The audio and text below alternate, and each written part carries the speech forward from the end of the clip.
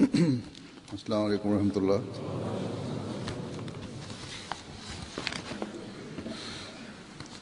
अशहदु अल्ला इलाहा इल्लल्लाह वहदहु ला शरीका लहु व अशहदु अन्ना मुहम्मदन अब्दुहु व रसूलुहु। अम्मा बाद फ़अऊज़ु बिल्लाहि मिनश्शैतानिर रजीम। बिस्मिल्लाहिर रहमानिर रहीम। अल्हम्दुलिल्लाहि रब्बिल आलमीन अर्रहमानिर रहीम मालिकि यौमिद्दीन। इय्याका नअबुदु व इय्याका नस्तईन। इहदिनस सिरातल मुस्तकीम सिरातल लज़ीना अनअमता अलैहिम गैरिल मग़ज़ूबि अलैहिम वलद्दाल्लीन।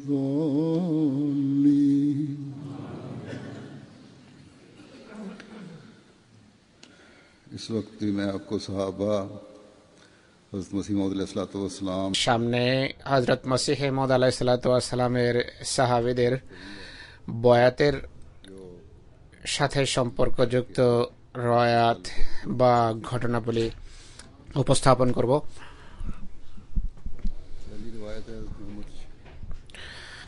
প্রথম ঘটনা হযরত মুহাম্মদ শাহ সাহেবের সাথে সম্পর্কযুক্ত।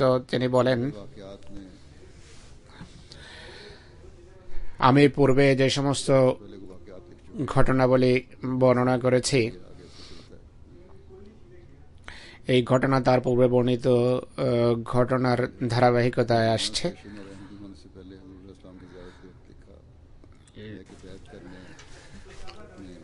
অর্থাৎ তিনি লিখেছেন ইতিপূর্বে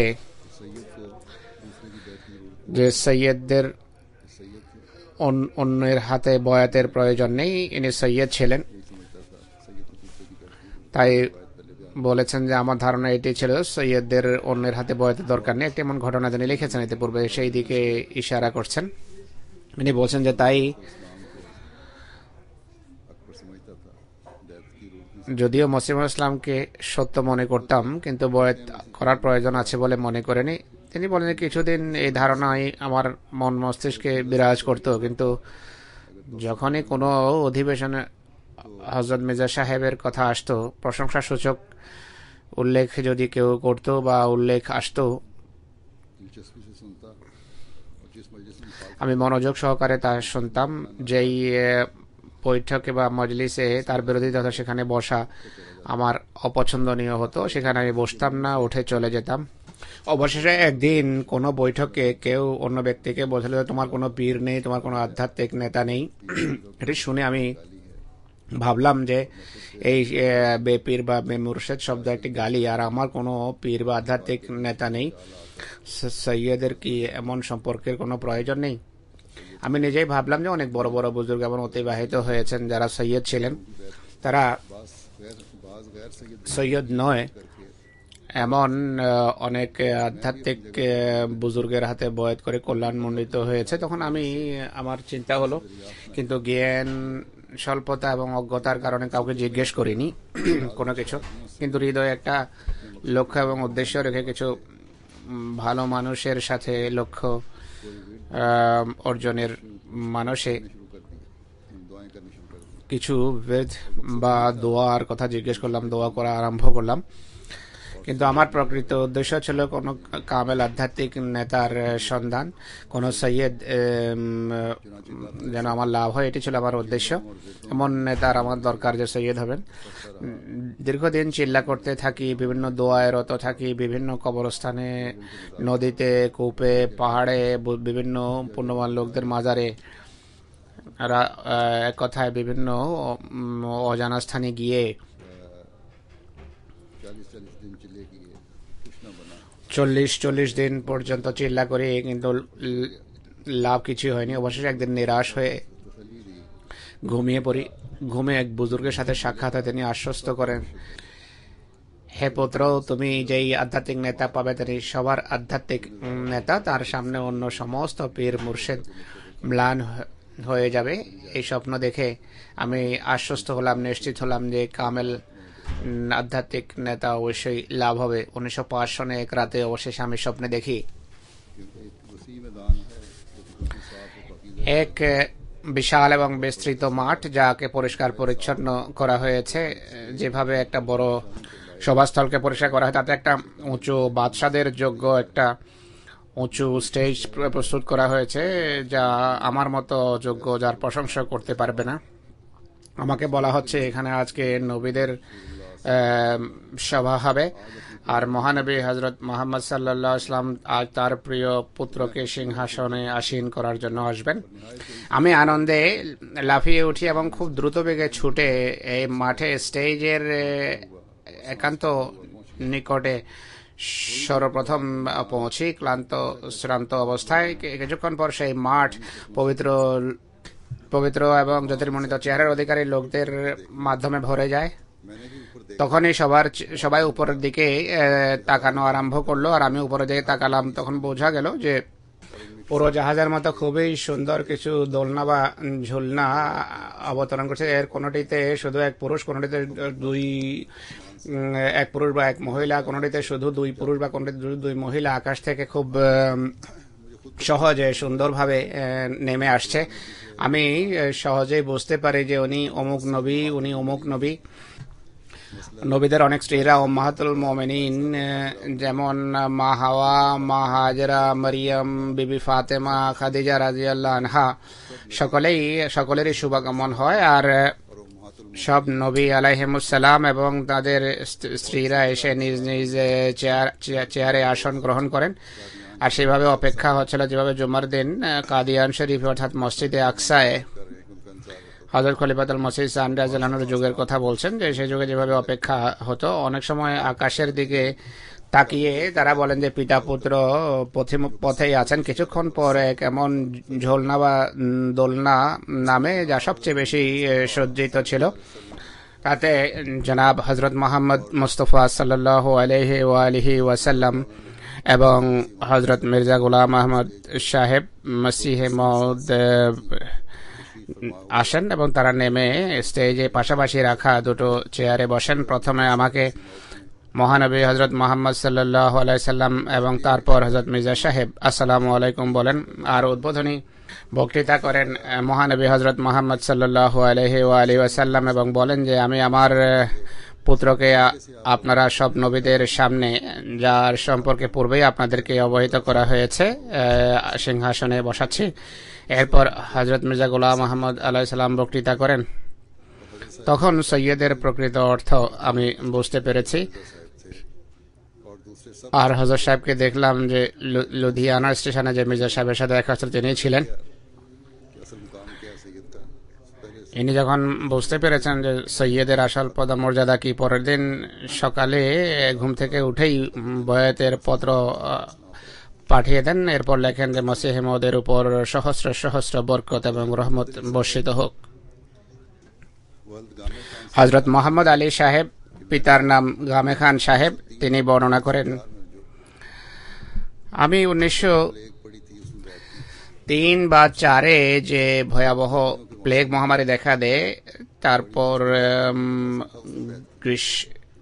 গ্রীষ্মকালে আসে, সে গ্রীষ্মকালে বয়াত করে। প্রথমে আমার পিতা বয়াত করেন, যিনি মুসি ছিলেন, বেহেশতে মুকবেরায় কবরস্থ আছেন। তিনি স্বপ্নে দেখেছেন যে তিনি একটা ফাঁদ পেতেছেন, জাল পেতেছেন, যাতে 3টি ঘুঘু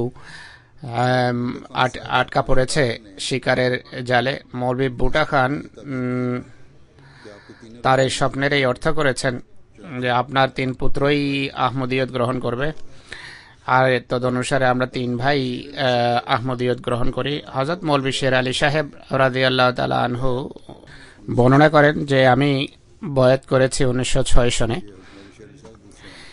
ইনি দ্বিতীয় কোন শের আলী সাহেব।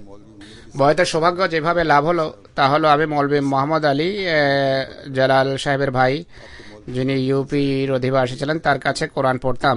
মৌলভী জালাল সাহেবের মাধ্যমে তিনি তবলিগ পান এবং তিনি বয়াত করেন। এরপর মৌলভী আলী মোহাম্মদ সাহেব আমাদের তবলিগ করেন, তবলিগ আরম্ভ করেন। আমি ইস্তেখারা আরম্ভ করি। 40 দিন পর ইয়া খবির ও আখবরনি অনবরত এই দোয়া করতে থাকি। আমাকে জানানো হয়েছে যে দাবিকারক সত্য।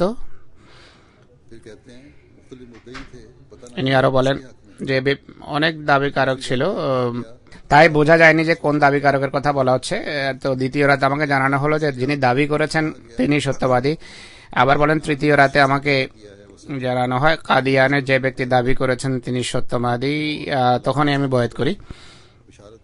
এরপর দ্বিতীয় খেলাফতের যুগেও শুভ সংবাদের ভিত্তিতে আমি বয়াত করেছি। খলিফা রাসানের যুগে যেই নৈরাজ্য বা অশান্তি দেখা দেয়, সেই সময় আল্লাহর পক্ষ থেকে শুভ সংবাদ পেয়ে দ্বিতীয় খলিফার হাতে বয়াত করেন। হযরত শেখ মোহাম্মদ হায়াত সাহেব মোগা বর্ণনা করেন যে 1903 সনে হযরত মসিহ মওদের হাতে বয়াত করি। মৌলভী নূর মোহাম্মদ মাগর সাহেব আমাকে তবলিগ করেছেন। শেখ সাহেব বলেন যে আমি স্বপ্নে দেখেছি যে আমি আমার ঘরের উঠোনে শায়িত আছি, চাঁদের মতো এক চেহারা আমার সম্মুখ দিয়ে অতিবাহিত হয়। একই সাথে আমাকে বলা হয় যিনি কাদিয়ানি আহমদ। কিন্তু স্বপ্নেই আমি ভাবি যে এটি ঠিক নয়। সেই অবস্থায় আমি জাগ্রত হই, মৌলভী নূর মোহাম্মদ সাহেবকে স্বপ্নের কথা বলি। তিনি বলেন যে স্বপ্নের পর যে ধারণা মাথায় এসেছে সেটি শয়তানি ধারণা। এরপর আমি বয়াত করি। হযরত আব্দুর রহিম বোট মেকার এবং জিলসাজ বা বুক বাধাইকারী পিতা কাদের সাহেব বর্ণনা করেন 1906 সনে কাদিয়ান আসার আগ্রহ হলো। আমাদের বংশে কেবল আমার মামু ইসমাইল সাহেব, পিতা আব্দুল্লাহ সাহেব জেলসাজ এবং তার পুত্র ভাই মোহাম্মদ আব্দুল্লাহ সাহেব আহমদি ছিলেন। তাদের তুলনায় বেশি নিবেদিত প্রাণ ছিলেন আমাদের মামি অর্থাৎ আব্দুল্লাহ সাহেবের মা। তার মাধ্যমে আমার মামু এবং ভাই আব্দুল্লাহ সাহেব কাদিয়ান আসেন, আহমদিয়ত গ্রহণ করেন। আমি মামু সাহেবের কাছে কোরআন কারীম পড়তাম, তার কথাবার্তা শুনতাম। তিনি উদাহরণস্বরূপ বলতেন যে দেখো তুমিও আমার কাছে আব্দুল্লাহর মতোই প্রিয়, শুনো আমার কথা। তিনি বলতেন যে মানুষ হযরত মির্জা সাহেবকে ভালো মন্দ বলে, কিন্তু তারপরও তার জামাত উন্নতি করছে। দৃষ্টান্তের স্বরূপ মনে রেখো যে খেতে যত বেশি আবর্জনা গোবর দেয়া হয় ততই ফসল ভালো হয়। এরা যত আজে বাজে বা নোংরা কথা বলে অপলাপ করে, জামাত ততই সেই অনুপাতে উন্নতি করছে। তো আল্লাহর প্রতি কৃতজ্ঞ যে এমন পাপীদের সাহচর্য থেকেও আমরা মুসলিমদের দাসত্বের গণ্ডিভুক্ত হয়েছি। মামির প্রতি আমার গভীর শ্রদ্ধা এবং ভালোবাসা ছিল। তিনি বলতেন যে তোমাকে অবশ্যই কাদিয়ান নিয়ে যাব। আমারও আগ্রহ ছিল। একদিন বলেন যে এক পথের ভাড়া আমি দেব আর ফিরতি পথের বা এক পথের ভাড়া তোমাকে দিতে হবে। বাচ্চার হৃদয়ভাবে আগ্রহ সৃষ্টি করেন যে যেতে হবে, কিন্তু নিজের পয়সা খরচ করবে তুমি। তিনি বলেন যে প্রত্যেক জুমার দিন 1 পয়সা বা 1 পাই আমি পেতাম। অষ্টম দিন জেব খরচ হিসাবে, পকেট মানি হিসাবে। পয়সার দাম অনেক ছিল সেই যুগে। আমি মাসে 1 আনা সঞ্চয় করতাম, 4 পয়সা সঞ্চয় করতাম। আমি মনে নেই কত আনা আমার কাছে ছিল। যাই ছিল আমি মামুর হাতে দিয়ে দেই। বাকি সব ভাড়া মামুই বহন করেছেন। বাচ্চার ভিতর চেতনা জাগ্রত করেছেন যে মসিমদকে দেখতে যাবে, কিছু ত্যাগ স্বীকার করতেই হবে তোমাকে, আর এইভাবে এর অভ্যাস সৃষ্টি করেছেন। যাই হোক 1907 সনে এই সামান্য অঙ্ক সামান্য পয়সা তিনি নিজের দিয়েছেন, বাকি টাকা তো তার মামুই দিয়েছেন। 1907 সনে আব্দুল্লাহ সাহেবের বোন নাম হলো ফাতেমা, যিনি আমার দুধ বোন ছিলেন, তাকে ছাড়ার জন্য কাদিয়ান আসি। এখানে এখানে এসে প্রকৃত অর্থে মুসলমান হই এবং জামাতভুক্ত হই। আলহামদুলিল্লাহ। আব্দুল সাত্তার পিতা আব্দুল্লাহ তিনি বর্ণনা করেন, আমি আমার পিতাকে প্রশ্ন করি যে ঈসা আলাইহিস সালামের মৃত্যুর বিষয়টা আমি বুঝি না, তিনি যে জীবিত এটি আমাদের বিশ্বাস। অর্থাৎ তখনও তিনি আহমদী ছিলেন না, তার পিতা আহমদী ছিলেন। ঈসা আলাইহিস সালাম যে জীবিত তা তো বুঝি, কিন্তু মৃত্যু কিভাবে হতে পারে এটি বুঝি না, বুঝিয়ে দিন। আমার পিতা তার বয়াতের ৮-১০ মাস পূর্বেকার এক স্বপ্ন শুনিয়েছেন যে আমি রাবি নদীর তীরে দেখেছি যে দুটো তাবু খাটানো আছে। এক তাবু হযরত মসিহ মাউদ আলাইহিস সালাতু ওয়াস সালামের, অপরটি হযরত মুহাম্মদ সাল্লাল্লাহু আলাইহি সাল্লামের। আমি রাসূলুল্লাহ সাল্লাল্লাহু আলাইহি সাল্লামের তাবুতে প্রবেশ করে এই প্রশ্ন করি যে মসিহ মাউদের দাবিকারী বুজুর্গ কেমন, স্বভাব চরিত্র কেমন মানুষ তিনি। সাল্লাল্লাহু আলাইহি সাল্লাম বলেন যে অত্যন্ত যোগ্য এক মানুষ, অত্যন্ত যোগ্য আর অত্যন্ত যোগ্য ব্যক্তি। 3 বার আঙ্গুলের ইশারায় বলেন। এই পুরো সাক্ষ্য দেখে আমার দৃঢ় বিশ্বাস জন্মালো যে তিনি অর্থাৎ হযরত মসিহ মাউদ আলাইহিস সালাতু ওয়াস সালাম এর দাবি সত্য। ঈসা আলাইহিস সালামের জীবন মৃত্যুর বিষয় নিয়ে আমাদের আর কোনো তর্কের প্রয়োজন নেই। পিতা বলেন যে আমি স্পষ্ট স্বপ্ন দেখেছি। তিনি বলেন আমি জানতাম না ঈসা আলাইহিস সালাম জীবিত না মৃত, এটি ভাবার প্রয়োজন নেই, এই সাক্ষ্যই যথেষ্ট। আর এই দৃশ্য দেখেই আমি বয়াত করি। মিয়া নবীবাগ সাহেবের পুত্র হযরত নিজামউদ্দিন সাহেব বর্ণনা করেন, এটি তৃতীয় ঘটনা। প্লেগের ভবিষ্যৎবাণীর সময় শিকার মচিয়া গ্রামের মৌলভী দুলদুল সাহেবের স্ত্রী এবং আরো ৫-৬ জন মহিলা প্লেগের ভয়ে ত্রস্ত হয়ে ভয়াবহ শীত এবং বৃষ্টির সময় বয়াতের জন্য মসিহ মাউদের কাছে আসেন। প্লেগ চলছিল। শিকার মাছিয়া গ্রাম থেকে ৫-৬ জন মহিলা ভয়াবহ শীত এবং বৃষ্টি সত্ত্বেও বয়াতের জন্য কাদিয়ান আসেন। প্লেগের ভয়ে ভীত ত্রস্ত হয়ে তারা ভাবলেন যে বয়াত করেই প্রাণ রক্ষা করা সম্ভব। মসিহ মাউদের কাছে আসেন বৃষ্টিতে সিক্ত হয়ে ভিজে। হযরত মসিহ মাউদ ইসলাম তাদের কষ্টদায়ক অবস্থা, বৃষ্টি এবং শীত দেখে অত্যন্ত স্নেহবশত যথাযথ ব্যবস্থা করেন। ভিজা কাপড় খুলিয়ে নতুন কাপড় পরান, অর্থাৎ কাপড় সরবরাহের ব্যবস্থা করেন।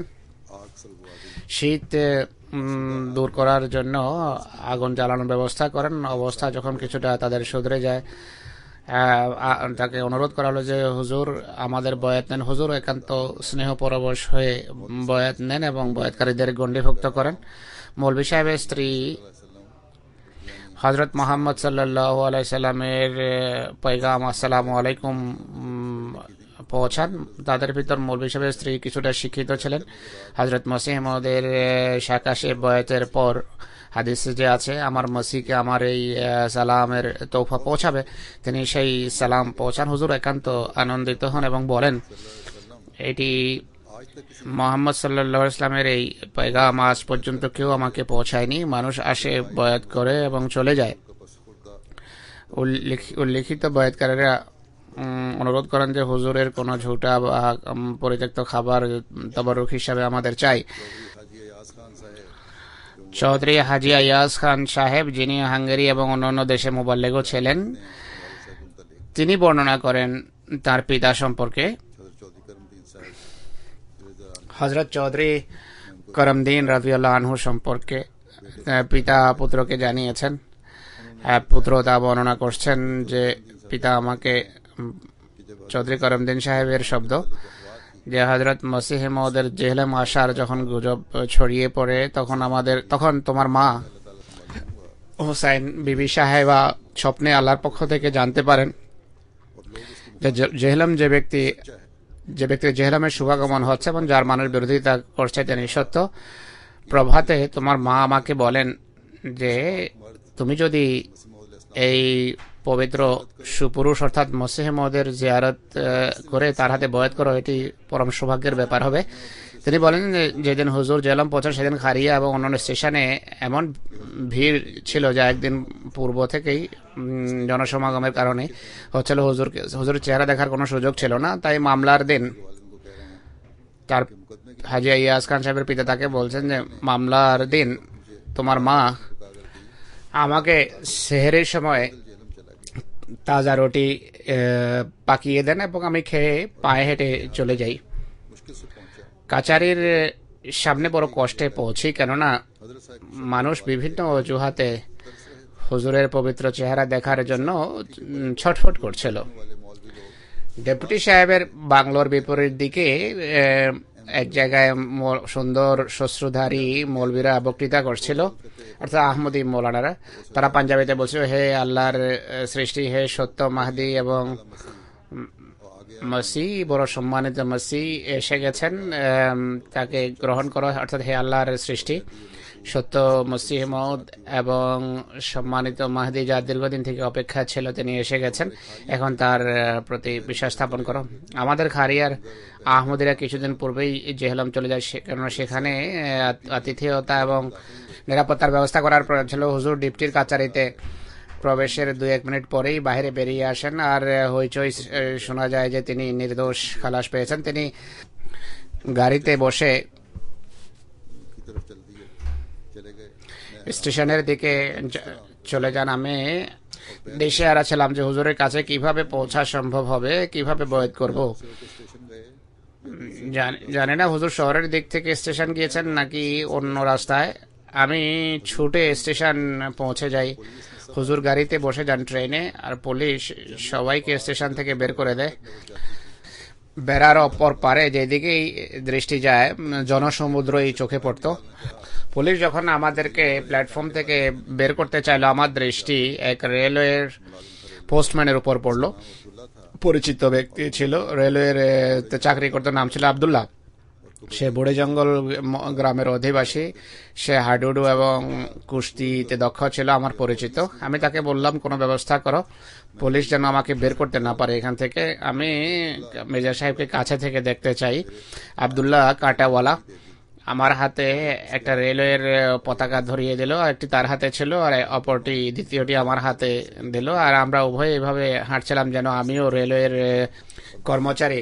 মাত্র কয়েকজন মানুষ এখন ভিতরে ছিল, আর বাকি জনসমুদ্র ছিল বেড়ার বাহিরে। আমি পতাকা ফেলে দিয়ে যেই বগিতে হুজুর ছিলেন সেই দিকে ছুটে গেলাম। হুজুর জেব থেকে ঘড়ি বের করেন এবং বলেন যে এখনো 10 মিনিট বাকি আছে, ডাকো, যে বয়াত করতে চায় করতে পারে। বয়াত শব্দ হুজুরের মুখ থেকে নিঃসৃত। আমি জানালার পাশে পা রাখার জায়গায় দাঁড়িয়েছিলাম আর এগিয়ে গেলাম। এক মৌলভী সাহেব বাইরে এসে সবাইকে বয়াতের জন্য ডাক দেয়। আওয়াজ দেওয়ার জন্য বের হতেই আমি আরো একটু আগে মাথা ঝুঁকালাম। হুজুর আমার দিকে দৃষ্টিপাত করে বলেন যে বয়াত করবে। আমি বললাম জি হ্যাঁ, জি সাহেব, হে আমার সাহেব। হুজুর আমার হাত নিজ পবিত্র হাতে নিলেন এবং কালেমায়ে শাহাদাত পড়ান, আর আরো কয়েকটি কথা যেমন শিরক করব না, মিথ্যা বলবো না, এই ধরনের শব্দ পড়ান, আমার মনে নেই। কিন্তু হুজুর যখন আমার হাত নিজ হাতে নিলেন আর অন্যদিক থেকে মৌলভী সাহেবের বয়াতের শব্দ উদ্ভূত হলো, তখন স্টেশনের বারান্দা যারা ছিল বা বেড়ার বাহিরে যারা ছিল তারা সবাই ছুটে আসে এবং লাফ দিয়ে বেড়া অতিক্রম করে মিনিটে প্ল্যাটফর্ম আসে এবং প্ল্যাটফর্ম ভরে যায়। হুজুর বলেন যে এর বাহুতে তোমরা হাত রাখো, অর্থাৎ ওনার হাত মসিমদের হাতেই ছিল। মসিম ইসলাম সবাইকে বলেন যে এর বাহু তোমরা স্পর্শ করো যারা বয়াত করতে চাও।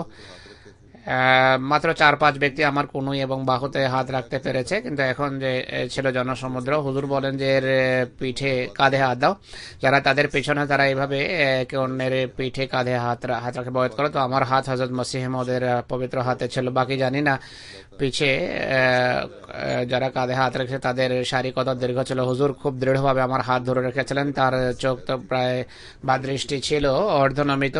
হুজুরের পাগড়ি বরফের মতো সাদা ছিল, পাগড়ির নিচে কুলা ছিল না, বরং রুমি টুপের মতো কিছু ছিল, আর কালো রঙের কাপড় পাগড়ি থেকে বেরিয়ে ঝুলছিল, খুব সুন্দর দেখাচ্ছিল। বয়াতের পর হুজুর ঘড়ি বের করে দেখেন যে 1 মিনিট বাকি আছে। বন্ধুদের গাড়ি থেকে দূরে সরিয়ে দেওয়া উচিত, দুর্ঘটনা না ঘটে যায়। হুজুরের মূল শব্দ নয় এটি, কিন্তু অর্থ এটি ছিল। মানুষ গাড়ি থেকে কিছুটা দূরে সরে যায়, কিন্তু আমি দরজার রড ধরে রাখি। গাড়ি ধীর গতিতে নড়লে আমি আক্ষেপপূর্ণ দৃষ্টিতে হুজুরের প্রতি তাকালাম। হুজুর সামনে ঝুঁকে আমার পিঠে হাত বুলিয়ে দেন, বলেন যে আল্লাহ তোমার তত্ত্বাবধান করুন। তখন আমি প্যাডেল থেকে নেমে যাই। কি বলবো, অদ্ভুত এক দৃশ্য ছিল, অদ্ভুত পরিবেশ ছিল। এত বিশাল জনসমাগম হয়তো কিয়ামত দিবসে দেখা যাবে। গাছপালা এবং জমি মানুষে ছিল পরিপূর্ণ। दरख्तों के आज़मीन मखलूक से लदे हुए थे। फ़कत बैत के वक्त वाले साहब की उम्र 52 साल थी। বয়াতের সময় আমার পিতার বয়স ছিল 52 বছর।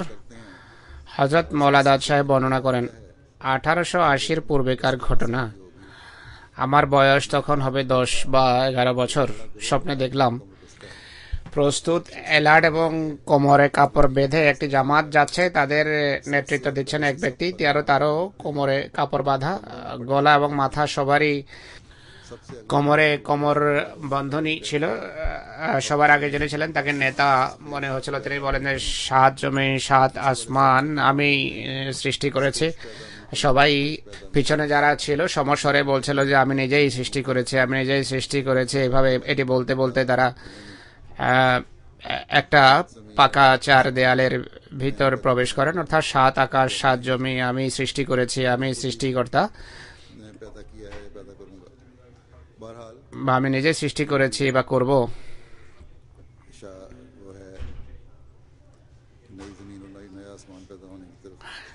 নতুন জমি এবং নতুন আকাশ সৃষ্টি সম্পর্কিত যেই রয়াত আছে সেদিকে ইশারায় তাকে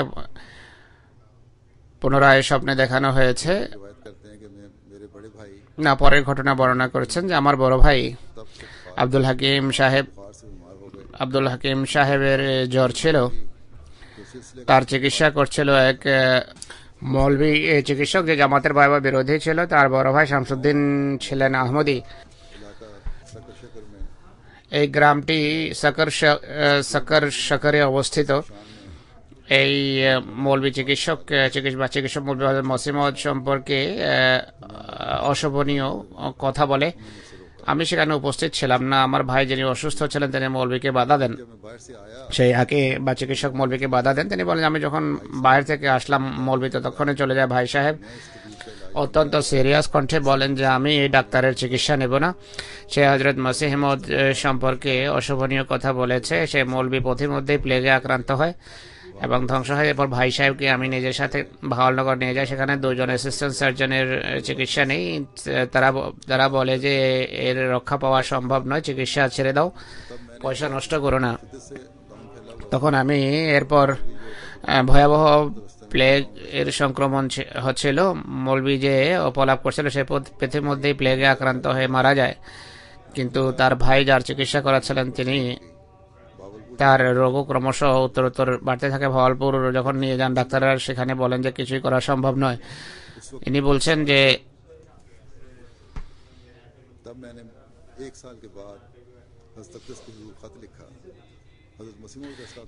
আমি হযরত মসিহ মউদের কাছে তার জন্য পত্র লিখি, ভাইয়ের জন্য। মসিহ মউদ উত্তর জানিয়েছেন চিন্তিত হয়েও না, আল্লাহ তাআলা মৃতদের জীবন দিতে পারেন, আমরা দোয়া করছি, তুমিও দোয়া করো, ইনশাআল্লাহ সুস্থ হয়ে যাবে। এই পত্র পাওয়ার দ্বিতীয় দিন আমি দেখেছি ভাইয়ের জ্বর নামতে থাকে। আমি বললাম যে আপনার জ্বর নেই। আমি উঠিয়ে বসালাম এবং আমি নিজে আমার গায়ের সাথে টেক দিয়ে তাকে বসালাম। ভাই বললেন যে আমার বুক জ্বলতো, এখন আমি আরাম পাচ্ছি। আমি বললাম হুজুরকে লিখেছি। হুজুর উত্তরে বলেছেন যে আমরা দোয়া করব, আল্লাহ তাআলা আরোগ্য দান করবেন। এটি শুনে আমার ভাই বললেন পাঞ্জাবিতে যে তাহলে আমি আর মরবো না। মাসি লাশকে জীবন দিয়েছেন। এরপর তিনি আহমদিয়ত গ্রহণ করেন এবং পুরোপুরি সুস্থ হয়ে ওঠেন। এর পূর্বে আহমদি ছিলেন না, কিন্তু হযরত মসিহ মউদের বিরুদ্ধে অপলাপ বা অসৌজন্যমূলক কথা শোনা পছন্দ করতেন না। হযরত সুফি নবীবক সাহেব বর্ণনা করেন যখন হযরত মসিহ ইসলাম মসজিদে আসেন এবং হুজুরের পবিত্র চেহারায় আমার চোখ পড়ল, আমি হুজুরকে চিনতে পেরেছি। আর তাৎক্ষণিকভাবে আমার হৃদয়ে বিদ্যুতের এক তরঙ্গ প্রবাহ আমি অনুভব করে নিয়েছি। পবিত্র ব্যক্তিত্ব যাকে ছাত্র জীবনে অর্থাৎ সেপ্টেম্বর 1882 সনে আমি স্বপ্নে দেখেছি। হযরত সাহেব সেদিন সেই পোশাক পরিহিত ছিলেন যে পোশাকে আমি তাকে স্বপ্নে দেখেছি। হযরত মৌলভী ইমামউদ্দিন সাহেব ফয়েজ, পিতার নাম বদরুদ্দিন সাহেব, তিনি বলেন আহমদিয়া মুসলিম জামাত ভুক্ত হওয়ার পুরো নির্দেশনা স্বপ্নেই পেয়েছি, যা সুন্নত অনুসারে ইস্তেখারা করার পর দেখেছি। প্রথমবার বাটালার পীর সাহেবের অনুমতি নিয়ে যখন কাদিয়ান দেখার জন্য গেলাম, তখন হযরত মসিহ মওউদের সাথে সাক্ষাতে জিজ্ঞেস করেছি যে ওহী তো নবীদের বিশেষত্ব হয়ে থাকে, আপনি কেন ওহী লাভের দাবি করছেন? তিনি বলেন যে ওহী তো মুআসির প্রতিও হয়। সৈয়দ আব্দুল কাদের এবং হযরত মুজাদ্দেদ আল ফেসানি শেখ আহমদ সেরান্দি বলেছেন যে ওহী এবং ইলহাম এবং কাশফ আল্লাহর ওলিদের প্রতি হয়ে থাকে। আমি বললাম যে আমি বিতর্ক করতে আসিনি, আমি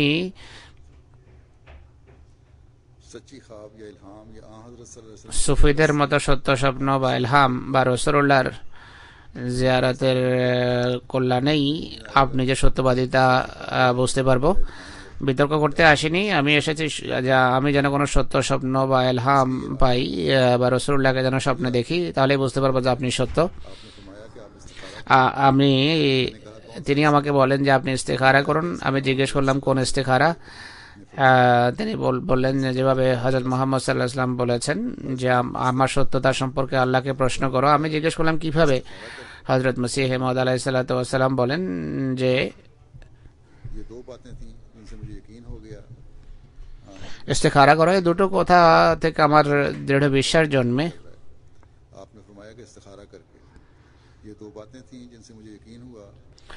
এই দুটো কথা শুনে আমার বিশ্বাস জন্মে যে ব্যক্তি প্রতারক নয়।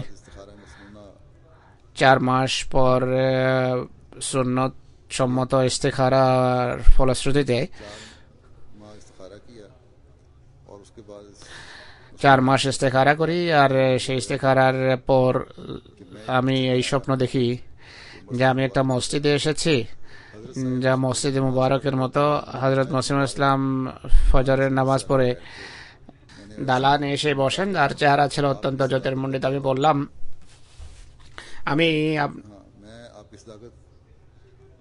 আমি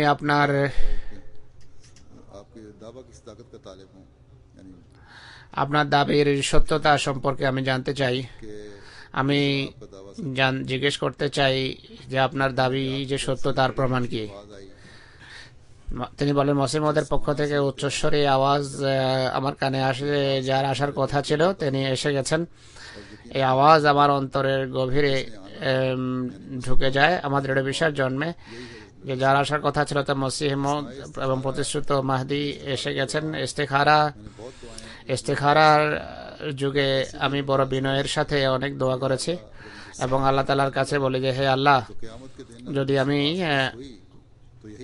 পরিষ্কারভাবে বিষয় বুঝতে না পারি, তাহলে কিয়ামত দিবসে আমাকে যদি তুমি প্রশ্ন করো, তাহলে আমি বলবো এই পৃথিবীতে বড় বিনয়ের সাথে দোয়া করেছিলাম আর বলেছিলাম যে ইনি যদি ঈসা মাহদি হন আমাকে জানিয়ে দেওয়া হোক। হে আল্লাহ, তুমি আমাকে জানাওনি কেন? এরপর হুজুরের সাথে পত্র যোগাযোগ আরম্ভ হয়। হুজুর উত্তরে প্রায় সময় মনোযোগ সহকারে বিগলিত চিত্তে নামাজ পড়ার নির্দেশ দিতেন। প্রায় সময় পত্রে এই কথাই বলতেন। আর বিরোধীদের কোন প্রশ্নের উত্তর আসতো মৌলভী আব্দুল করিম সাহেবের মাধ্যমে। আমি বললাম আমি হযরত খাজা শামসুদ্দিন সিয়াল শরীফের বয়াত করেছি চিশতিয়া রীতিতে, আর আমি যে সকল পীরের সাহচর্য পেয়েছি, খলিফা সৈয়দ হায়দার শাহ সাহেব একজন, আর কাদেরিয়া তরিকায় পীর জহুরুল হোসেন সাহেব সাহায্য পেয়েছি, তিনি বাটালার অধিবাসী। এখন কি আর কোনো বয়াতের প্রয়োজন আছে? মসিহুল ইসলাম বলেন যে সেগুলো ভিন্ন বয়াত, আর আবশ্যকীয় বয়াত সেটি যা এখন করবে। তখন আমি হযরত মসিহ মাউদ ইসলামের হাতে বয়াত করি। এগুলো কয়েকটি ঘটনা বা রওয়ায়াত ছিল যা আমি আপনাদের সামনে বর্ণনা করেছি। এখন কয়েকজন প্রয়াত বুজুর্গের স্মৃতিচারণ হবে,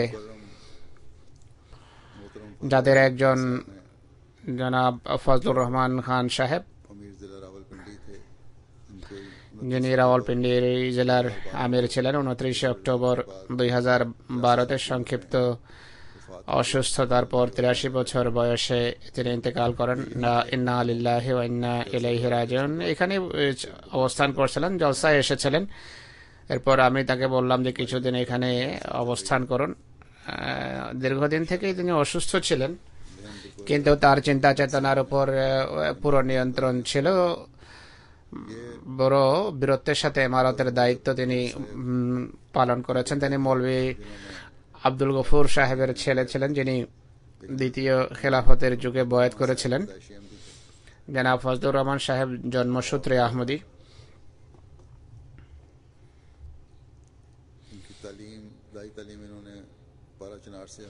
প্রাথমিক শিক্ষা অর্জন করেন পাড়া চন্নার থেকে। নিম্ন মাধ্যমিক মাধ্যমিক পরীক্ষায় মেধা তালিকায় তার নাম ছিল।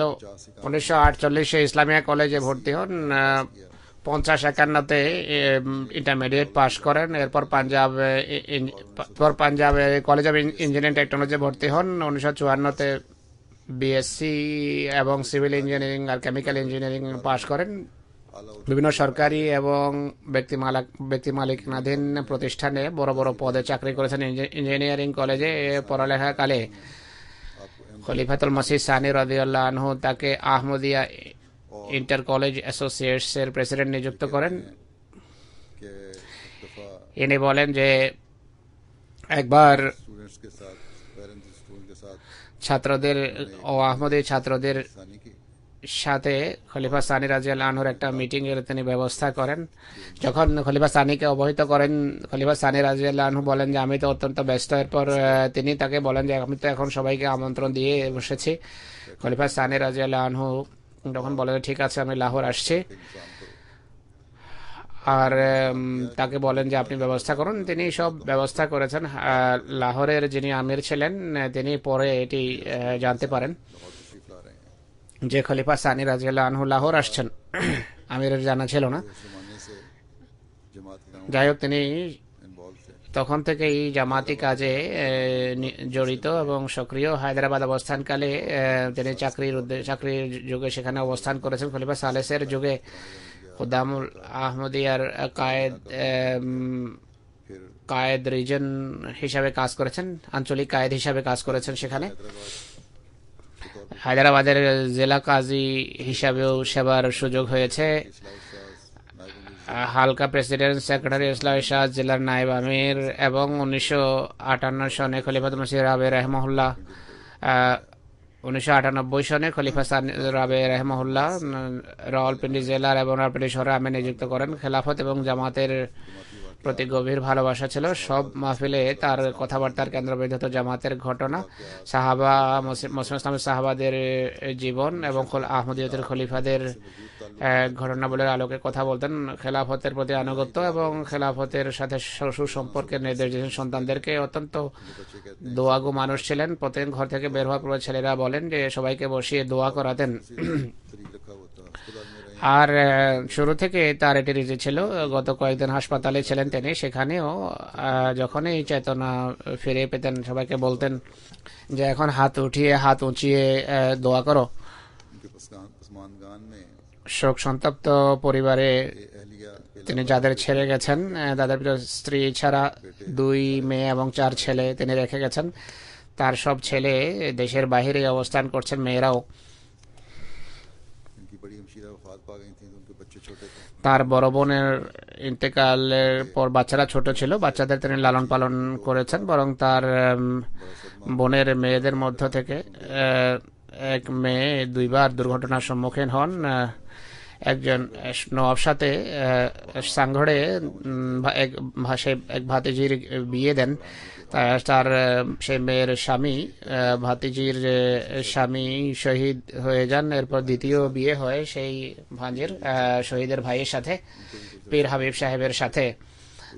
তাকেও কিছুদিন পর শহীদ করা হয়। এভাবে তার ভাঞ্জি 2 বার বৈধব্য বরণ করেন। আর উভয় ক্ষেত্রে তার স্বামী ছিলেন শহীদ। তার সম্পর্কে স্থলাভিষিক্ত আমির জনাব মোবারক আহমদ সাহেব লেখেন, জামাতের প্রত্যেক সদস্য ছোট হোক বা বড় পুরুষ হোক বা নারী, তার অশেষ স্নেহের কল্যাণমণ্ডিত ছিল। আল্লাহ তাআলা তাকে অসাধারণ নেতৃত্বের গুণাবলীতে সজ্জিত রেখেছিলেন। এই কারণেই তার ইমারতের যুগে যে ইমারত কাল বিস্তৃত ছিল 1998 থেকে মৃত্যু পর্যন্ত, জামাত ধন সম্পদ এবং জনসম্পদে অনেক উন্নতি করেছে। রাওয়ালপিন্ডি দেশের গুরুত্বপূর্ণ জামাতগুলোর অন্তর্ভুক্ত। এখন মোটের উপর তার জামাতি খেদমতের যুগ প্রায় অর্ধ শতাব্দী কাল বিস্তৃত। খেলাফতে সানিয়ার সময় তা আরম্ভ হয়েছে। কেন্দ্রীয় বিভিন্ন কমিটির তিনি সদস্য ছিলেন। তার ইমারতকালে রাওয়ালপিন্ডির আহমদীয়তের ইতিহাস সংকলিত এবং হয় আর প্রচারের কাজ হয়। বার্ধক্য জনিত বিভিন্ন রোগ সত্ত্বেও ঘন্টার পর ঘন্টা বসে বসে কাজ করেন। এই ঐতিহাসিক পাণ্ডুলিপির প্রতিটি শব্দ পড়েন, শুনেন এবং এরপর মঞ্জুরি দেন। একইভাবে সাতসালা খেলাফত জুবলির সময় জামাতে আহমদিয়া রাওয়ালপিন্ডি একটা খুবই সুন্দর খেলাফত জুবলি সৌভিনির ছাপার সুযোগ পেয়েছে। এর সাধুবাদ ও তারিফ প্রাপ্য, এর প্রশংসাও তারিফ প্রাপ্য। জামা গুরুত্বপূর্ণ কাজে আগ্রহ প্রকাশ করেন। প্রবন্ধ লেখক পুরুষ এবং মহিলাদের ব্যক্তিগতভাবে ফোন করে প্রবন্ধ লিখিয়েছেন। আমি বলেছি যে 1998 সনে হযরত খলিফাতুল মসিহ রাবি রাহিমাহুল্লাহ তাকে রাওয়ালপিন্ডির আমির নিযুক্ত করেন। পূর্বে প্রায় 4.5 বছর নায়েব আমির হিসাবে সেবা করার সুযোগ পেয়েছেন।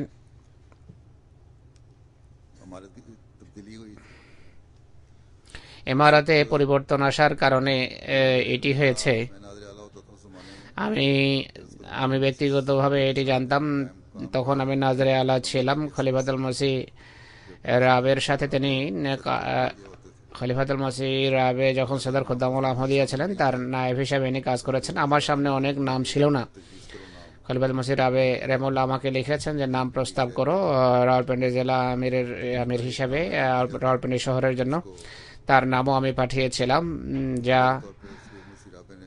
তাৎক্ষণিকভাবে খলিফাতুল মসিহ রাবে মঞ্জুর করেন এবং বলেন যে হ্যাঁ, আমি তাকে জানি, খুব ভালো একজন কর্মী, প্রশাসনিক দিক থেকেও আর আন্তরিকতা এবং নিষ্ঠার দিক থেকেও অতি উত্তম মানুষ। ইনশাআল্লাহ ভালো কাজ করবেন। আল্লাহর ফজলে খুব উত্তম কাজ করেছেন তিনি।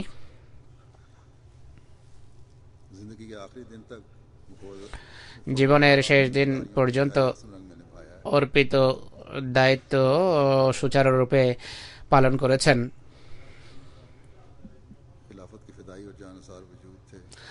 খেলাফতের জন্য অত্যন্ত নিবেদিত প্রাণ ব্যক্তি ছিলেন। খলিফার ইশারা ইঙ্গিত বুঝতেন। খলিফার নির্দেশ মানাকে সৌভাগ্য মনে করতে শুধু জামাতি কাজে না, বরং ব্যক্তিগত বিষয়েও তাই ছিলেন। এখানে যখন এসেছেন আমি বললাম যে কিছুদিন এখানে অবস্থান করুন, কিন্তু তার স্ত্রীর চেহারা দেখে আমি বুঝছিলাম যে ইনি এখানে থাকতে চান না। কিন্তু তিনি বলেন যে ইনশাল্লাহ আমরা আপনি যতদিন বলবেন ততদিন এখানে অবস্থান করব। হয়তো এখানে তার মৃত্যু হওয়ার ছিল বা আমার জানাজা পড়ানোর কথা ছিল। ইনশাল্লাহ জানাজা পড়াবো আজকে।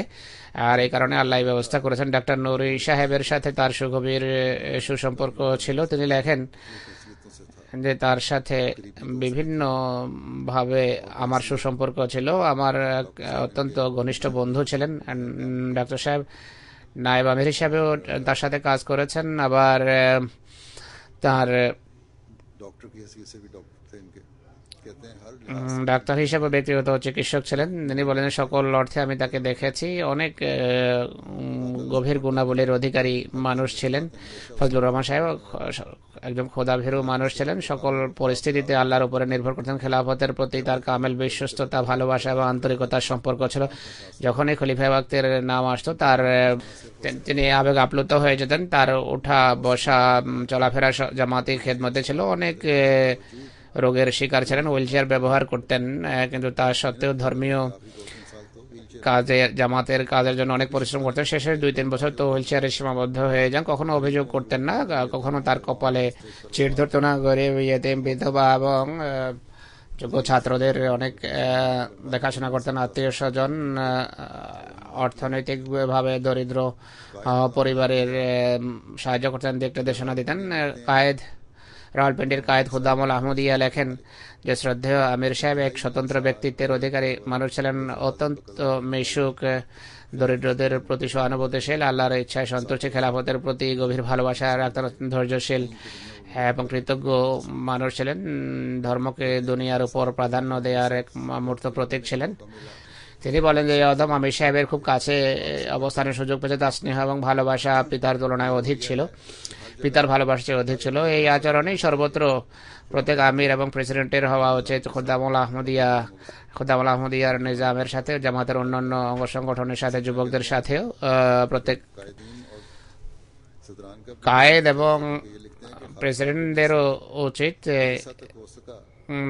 এমনই হওয়া। তিনি বলেন যে খাকসার যথাসাধ্য এক ছেলের মতো তার ছায়ায় জামাতের খেদমতের তৌফিক পেয়েছি। তার এই যে গুণাবলী এখানে তুলে ধরা হচ্ছে, এটি কোনো বাড়াবাড়ি নয়, বরং হয়তো কোনো ক্ষেত্রে আমাদের বলার সব তুলে ধরা সম্ভব হচ্ছে না। তিনি বলেন আল্লাহ তাআলা আমির সাহেবকে ইমারতের আমির হিসাবে নেতৃত্বের অসাধারণ দক্ষতা দিয়েছেন। প্রত্যেক ওহদাদার এবং কর্মীর কাছ থেকে তার সাধ্য অনুসারে কাজ নেওয়ার রীতি তিনি জানতেন।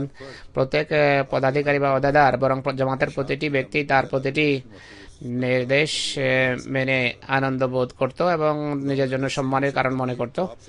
খুদ্দামুল আহমদিয়ার প্রতি তার স্নেহ ভালোবাসা পিতার তুলনায় অধিক ছিল।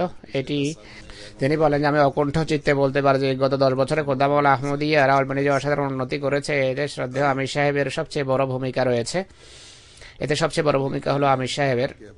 ইনি আরও লেখেন যে জামাতের বন্ধুদের প্রতি ভালোবাসা, তাদের কষ্টকে তিনি অনেক বেশি অনুভব করতেন। 28 মের পর আমির সাহেব খুদ্দামুল আহমদিয়া রাওয়ালপিন্ডির উপর অনেক দায়িত্ব ন্যস্ত করেন। তাদের কনস্ট্রাকশন এবং নিরাপত্তার দায়িত্ব আমাদের উপর ছিল। এই সমস্ত বিষয়ে এই সমস্ত কাজে অনেক খরচ হয়, কিন্তু কখনো আমির সাহেব বিষয়ে ভ্রুক্ষেপ করেনি। একবার রাওয়ালপিন্ডির এক আহমদি পদাধিকারী ওহদাদার আশঙ্কা ব্যক্ত করেন যে আমির সাহেব অনেক টাকা খরচ হচ্ছে। তখন আমির সাহেব বলেন যে আহমদির জীবন এবং প্রাণের সামনে লক্ষ টাকার কোনো অর্থ নেই। যদি আহমদি মারা যায়, এখানে আমরা খলিফাকে কি উত্তর দেব যে কয়েক লক্ষ রুপিয়ার জন্য আমরা এই ব্যবস্থা করিনি। রাওয়ালপিন্ডি শহরের নিরাপত্তা পরিস্থিতি যখন অবনতি হয়, বিভিন্ন হালকায় নামাজে জুমা পড়া আরম্ভ হয়ে যায়। মসজিদে নামাজ পড়ার অনুমতি নেই সেখানে। বিভিন্ন হালকায় এখন জুমা পড়া হয়। পিন্ডিতে অনেক উত্তেজনা বিরাজ করছে। দোয়া করুন তাদের জন্য এই অবস্থার যেন উত্তরণ হয়।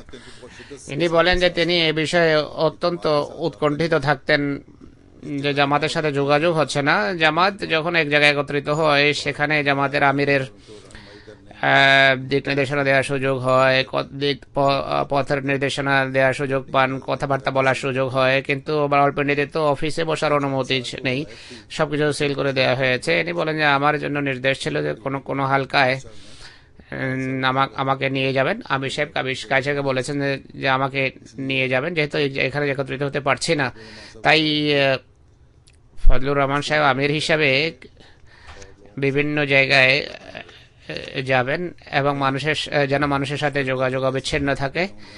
ইনি কাইসায় বলেন যে আমি এমন জায়গায় নিয়ে যেতাম না যেখানে তাকে সিঁড়ি চড়তে হতো, কারণ তার হাঁটুতে সমস্যা ছিল। একবার তিনি নিজেই বলেন যে মারি রোড বাইতুল হামদের প্রোগ্রাম রাখুন। কাইসায় বলেন, তখন আমি বললাম যে আমির সাহেব সেখানে অনেক সিঁড়ি চড়তে হবে, আপনার কষ্ট হবে। আমির সাহেব বলেন যে না, কিছু হবে না, বন্ধুদের সাথে সাক্ষাৎ করে নিয়ে অনেক দিন হয়ে গেছে। এরপর কেন্দ্রীয় কর্মকর্তাদের প্রতি গভীর শ্রদ্ধাশীল ছিলেন। আমিরদের সবসময় এই কথা স্মরণ রাখতে হবে যে কেন্দ্রীয় ওহদাদার বা কর্মকর্তাদের প্রতি শ্রদ্ধাশীল হওয়া উচিত তাদের। যদিও কেন্দ্রীয় কর্মকর্তারা এমন কোনো দাবি করবে না, কারো মাথায় আসাও উচিত নয় যে আমার শ্রদ্ধা এবং সম্মান পাওয়া উচিত, কিন্তু জামাতি ওহদাদার বা আমিরদের এই ব্যাপারে সচেতন হতে হবে নিজেদের। ইনি বলেন যে একবার খুদ্দামুল আহমদিয়ার সদর রাওয়ালপিন্ডি এসেছিলেন। আমির সাহেব বলেন যে আমি তার সাথে সাক্ষাৎ করব। সদর সাহেব বলেন যে আমি এসে যাব, সময় দেন। আমি সাহেব বলেন যে না, আপনি আসবেন না, আপনি সেখানেই থাকুন যেখানে আছেন, আমি স্বয়ং আপনার সাথে দেখা করতে আসবো, সাক্ষাতের জন্য আসবো। फिर यहाँ जब आए हैं पिंडी जमात की बड़ी এখানে আসার পর রাওয়ালপিন্ডি জামাতের ব্যাপারে চিন্তিত থাকতেন। কায়েদ সাহেবের সাথে তার স্থায়ী অবিচ্ছিন্ন যোগাযোগ ছিল এবং তাকে দিক নির্দেশনা দিতেন। তারিখে যদি সম্পর্কে তিনি আমাকে জিজ্ঞেস করেন, কায়েদ সাহেব বলেন যে তারিখের ক্ষেত্রে আমাদের অবস্থান কি। তার কায়েদ সাহেবের সাথে কথা হয়েছে, আল্লাহ তাআলার ফজলে তারিখে জদিদের ক্ষেত্রে রাওয়ালপিন্ডির পজিশন প্রশংসনীয়, এই সম্পর্কে ঘোষণা করবো আগামী জুমায়। পিন্ডি জামাতের ক্ষেত্রে অনেক উন্নতি করেছে মাশাআল্লাহ।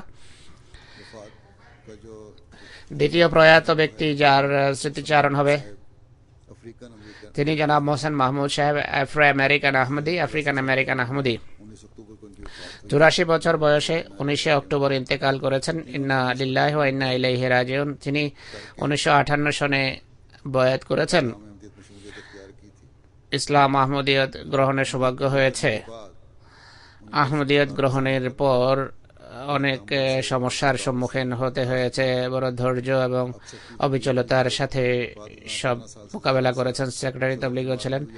পরে 15 বছরের অধিক কাল পর্যন্ত নিউ ইয়র্কের জামাতের প্রেসিডেন্ট হিসাবে কাজের সুযোগ হয়েছে। তবলিগের আগ্রহ মাদনা সীমা পর্যন্ত ছিল। যখনই কোনো বই পুস্তক বিতরণ হতো বা তবলিগ স্টল লাগানো হতো, সানন্দে তাতে অংশ নিতেন, বরং সারাদিন সাথে থাকতেন। রীতিমতো নামাজ, ইবাদত, তাহাজ্জুদ গুজার ছিলেন। অত্যন্ত বিনয়ী, স্নেহশীল, নীরব প্রকৃতির মানুষ, হাসি খুশি থাকতেন, উন্নত চরিত্রের অধিকারী, নমনীয় স্বভাবের, কোমল চিত্ত আর অত্যন্ত নিষ্ঠাবান আহমদী ছিলেন। খেলাফতের জন্য নিবেদিত ছিলেন। খলিফা ওয়াক্তের প্রতিটি নির্দেশ তাৎক্ষণিকভাবে মানার চেষ্টা করতেন এবং এতাত গুজার ছিলেন। জামাতের মোবাল্লিগদের প্রতি গভীর শ্রদ্ধা রাখতেন। প্রতিটি জামাতি মিটিংয়ে উপস্থিত থাকতেন আর পুরো কার্যক্রম নীরবে শুনতেন। আর যখন পরামর্শ চাওয়া হতো অত্যন্ত গঠনমূলক এবং সঠিক পরামর্শ দিতেন। নিউ ইয়র্কের বাইতুল জাফরে প্রত্যেক বছর ফুল এবং চারা গাছ লাগাতেন। সারা বছর দেখাশোনা করতেন। মসজিদের পরিষ্কার পরিচ্ছন্নতা এবং সাজসজ্জার কাজ আন্তরিকতার সাথে করতেন। আর্থিক কোরবানিতে অগ্রগামী ছিলেন। সাধ্যাতীত আর্থিক কোরবানি করতেন। 2005 সনে যখন আমি ওসিয়তে তাহরিক করি, হুজুর বলেন, তিনি তাকে যখন বলা হয় ওসিয়ত করুন, স্থানীয়ভাবে তাকে বলা হয় ওসিয়ত করুন, তিনি জিজ্ঞেস করেন যে ওসিয়ত করলে কি কি বর্ধিত কাজ আমাকে করতে হবে। তাকে বলা হলো যে মোট আয়ের 10 ভাগের 1 ভাগ চাঁদা দিতে হবে। বলেন যে আমি পূর্বেই নিজ আয়ের শতকরা 20 ভাগ বা 25 ভাগ চাঁদা হিসেবে দিয়ে দিই। যাই হোক, এটিকে তিনি যথেষ্ট মনে করেননি। খলিফা ওয়াক্তের পক্ষ থেকে নির্দেশে লাব্বাইক বলা ছিল, তাৎক্ষণিকভাবে ওসিয়ত করেন। জামাতের ব্যবস্থাপনা বলে যে যদিও অবসরপ্রাপ্ত ছিলেন, পেনশনের উপরেই নির্ভর করছিলেন, কিন্তু তার চাঁদা জামাতে সবচেয়ে বেশি হতো, সবচেয়ে বেশি চাঁদা দিতেন। অনেক উপার্জনশীল ব্যক্তির তুলনায় বেশি চাঁদা দিতেন, কেননা সঠিক হারে তিনি চাঁদা দিতেন। আল্লাহ তাআলা উভয় মরহুমের প্রতি মাগফিরাত করুন, রুহের মাগফিরাত করুন, তার সন্তুষ্টির জান্নাতে তাদের স্থান দিন, জান্নাতের সুউচ্চ মুকাম এবং পদমর্যাদা দান করুন। ইনি আফ্রো আমেরিকান আহমদি মাহমুদ সাহেব। তার শোক সন্তপ্ত পরিবারের স্ত্রী ছাড়াও 4 পালক পুত্র রেখে গেছেন। নিজ কোনো সন্তান সন্ততি ছিল না। আল্লাহ তাআলা তাদের সবাইকে আল্লাহ করুন তাদের সবার সম্পর্ক জামাতের সাথে সুদৃঢ় হোক। আল্লাহ তাআলা তাদেরকে পুণ্যের উপর প্রতিষ্ঠিত রাখুন। এই তার পুণ্যের উপর তারা প্রতিষ্ঠিত থাকার তৌফিক। ফজলুর রহমান সাহেবের সন্তান সন্ততির জন্য দোয়া করুন। আল্লাহ তাআলা তাদেরকে পিতার নেকিকে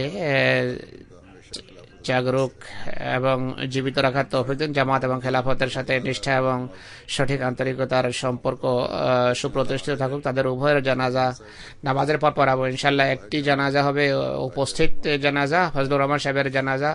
তার মৃতদেহ এখানে আছে। আমি নামাজের পর বাইরে যাব। বন্ধুরা এখানেই নামাজে জানাজায় আমার সাথে শামিল হবেন।